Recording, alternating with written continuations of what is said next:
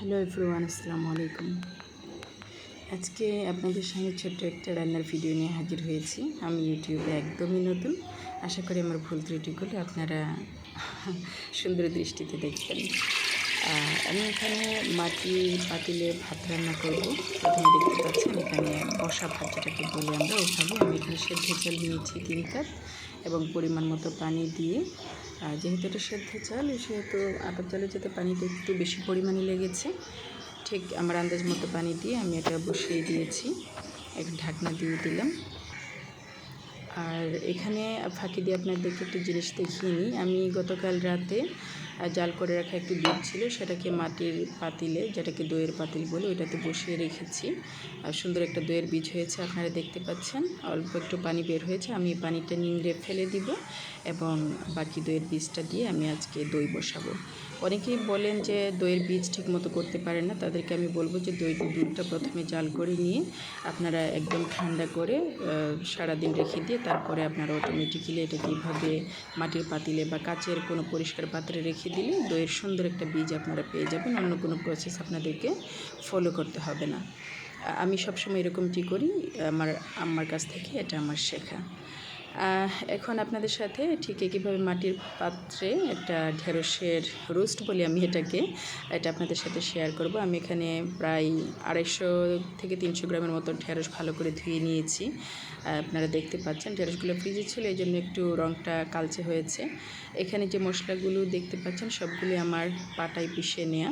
আমি খুব একটা ব্লেন্ডারে মশলা ব্লেন্ড করি না, সব কিছু আমি পেঁয়াজটা গ্রেট করি আর ঘষেও নিই, আর মাঝে মধ্যে শিলপাটায় পিষে নিই, আর বাকি সবগুলো মশলা আমি হাতে করে নিই। তো এই সবগুলো মশলা মাখিয়ে দিয়ে সাথে মরিচ এবং হলুদ এগুলো দিয়ে সব যা যা মশলা লাগে আমি একটু পরে শেয়ার করছি আপনাদের সাথে। এগুলো দিয়ে মাখিয়ে নিয়ে আমি এই ঢেঁড়সের রোস্টটা করব, যেটা আমি প্রায়ই করে থাকি। আমার বেবি প্লাস আমার হাজব্যান্ড খুবই পছন্দ করেন। তো এখানে আপনারা দেখতে পাচ্ছেন যে জিরা, আদা, রসুন সব কিছুই আছে, মরিচ, হলুদ। এখানে আমি একটা ঢেঁড়স ফালি করে আপনাকে দেখাচ্ছি। ঠিক এরকমভাবে আমি সবগুলো ঢেঁড়স কেটে নিয়েছি। দেখতেই পাচ্ছেন ঢেঁড়সগুলো লম্বা লম্বা করে কেটে নিয়েছি। কেউ চাইলে মাঝখান দিয়ে 2 টুকরো করেও ফালি করে নিতে পারেন, এটা আপনাদের ইচ্ছা। এখানে আমার সবগুলো ঢেঁড়স কাটা হয়ে গেছে। এখন মশলা মেশানোর পালা, যার কারণে আমি এগুলোকে আলাদা একটা মাটির পাত্রে তুলে নিয়েছি। এখন মশলাগুলো ইউজ করব। এখানে দেখতে পাচ্ছেন আমি আইস হয়েছিল, যেহেতু রসুন, আদা এগুলো আমি একটু গ্রেটারে ঘষে নিয়েছি আমার আন্দাজ মতো।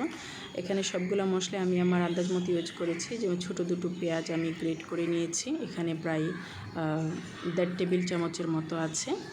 আদা, রসুন সব মিলে আমি 1 থেকে 1.5 চা চামচ করে দিয়েছি। এটার স্বাদটা আপনারা আপনাদের মতো করে ব্যালেন্স করে নিতে পারেন, কারণ কেউ হয়তো এটাতে একটু বেশি আদাটা খেতে পছন্দ করেন। আমি আদাটা একটু বেশি দিই, আদার ফ্লেভারটা আমার ভালো লাগে। জিরাটা একটু বেশি দিই। এখানে আমি জিরা দিয়েছি 1 চা চামচ। আমার হলুদটা একটা অর্গানিক হলুদ, জমিনে চাষ করা, তো এটার কালারটা একটু কম হয়, হলুদটা একটু কালচে, এই জন্য পরিমাণে একটু বেশি লাগে। মরিচটা হচ্ছে একদমই ঝাল মরিচ, তাই এখানে পরিমাণে কম নিয়েছি। আমার ফ্যামিলির সবাই ঝাল একটু কম খায়। আর লবণ নিয়েছি স্বাদ মতো। তো এই হলো আমার মশলার উপাদান, যা যা আছে এখানে খুব বেশি কিছু না, কোনো গরম মশলা নেই, কোনো কিছু নেই, শুধু আদা, রসুন, জিরা, হলুদ, মরিচ, লবণ, এবং সাথে আমি একটু অ্যাড করব হচ্ছে এখন আপনার সরিষার তেল। এটা সরিষার তেলটা প্রয়োজন মতো আপনারা আপনাদের চাহিদা মতো বাড়িয়ে কমিয়ে নিতে পারেন। আমি খুব বেশি একটা ইউজ করি না, অল্প পরিমাণে দিয়েছি। চাইলে আর একটু বেশিও আপনারা দিতে পারেন, যারা একটু তেল বেশি খেতে পছন্দ করেন। এটা আপনাদের স্বাদ অনুযায়ী আপনারা করে নেবেন। আমি একটু কাছ থেকে দেখাচ্ছি। সবগুলো মশলা দিয়ে মাখানোর পরে এই হলো আমার ঢেঁড়সের অবস্থা। আমি এখন এই ঢেঁড়সগুলোকে, মশলা মাখানো শেষ, আমি এখন এগুলোকে ভাজতে চলে যাব। তো আমি এটা ঢেঁড়সগুলোকে ভাজার জন্য প্রিপারেশন নিয়েছি একটা মাটির পাত্রেই। আর আমার এখন থেকে আসলে প্রিপারেশন যে সব কিছু আমি মাটির হাঁড়িতেই রান্নাবান্না করব।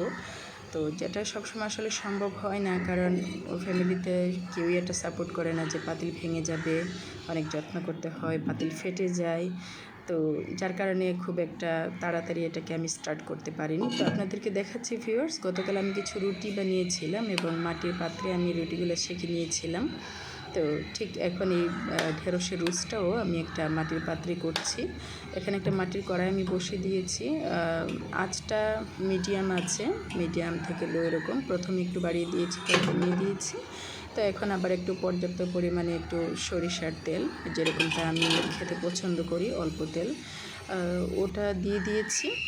এখন এটাকে পাতিলটাকে এক সাইডে ধরে পুরো কড়াইতে তেলটাকে লাগিয়ে নিয়েছি। এখন অল্প অল্প করে আমি ঢেঁড়সগুলো দিয়ে দিচ্ছি, আপনারা দেখতে পাচ্ছেন। তো এইভাবে করে সবগুলো ঢেঁড়স দিয়ে আমি এগুলোকে একটু বিছিয়ে দিয়েছি সুবিধা মতো সুন্দর করে রোস্ট হওয়ার জন্য। দেখতে পাচ্ছেন ধোঁয়া উঠছে এবং আস্তে আস্তে এটা ভাজি হয়ে যাবে। আমি এখানে একটা ঢাকনা দিয়ে দিচ্ছি, অর্থাৎ আমি প্রায় 2 মিনিটের মতো ঢাকনা ছাড়া রেখেছি যাতে করে পানি বসে না যায় বা পানি উঠে না যায়। তারপর আমি এটাতে ঢাকনা দিয়ে দিয়েছি।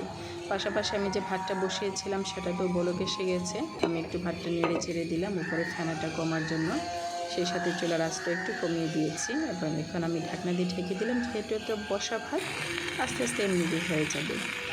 তো এই চলছে আমার মাটির হাঁড়ি পাতিলে রান্না। রোস্টগুলো প্রায় হয়ে এসেছে, আমি মাঝখানে 2বার নেড়ে চেড়ে দিয়েছিলাম।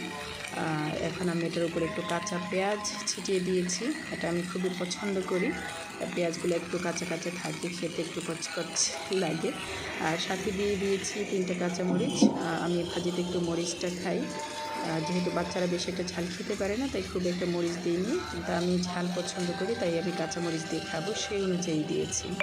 তো এদিকে আমার ভাতটা দেখাচ্ছি, খুব বেশি ভাপ উঠতেছে, ভাতটা হয়ে গেছে প্রায়, অল্প পানি আছে নিচে বোঝা যাচ্ছে। আমি আবার ঢাকনা দিয়ে ঢেকে 5 মিনিটের মতো অপেক্ষা করব। এদিকে আমার রোস্টটাও প্রায় হয়ে এসছে, অর্থাৎ গড়ে আমার এই রোস্টটা হতে সর্বোচ্চ 5 থেকে 6 মিনিট সময় লেগেছে, এর বেশি একদমই না। অর্থাৎ আপনারা যদি খুব তাড়াহুড়া করেও করেন তাহলে দেখবেন যে 2-3 মিনিটের মধ্যে আপনাদের এটা রেডি হয়ে যাবে। আমি সব শেষে একটু ধনেপাতা ছিটিয়ে দিয়েছি। এখন আমি উঠে নেব। সবাইকে ধন্যবাদ।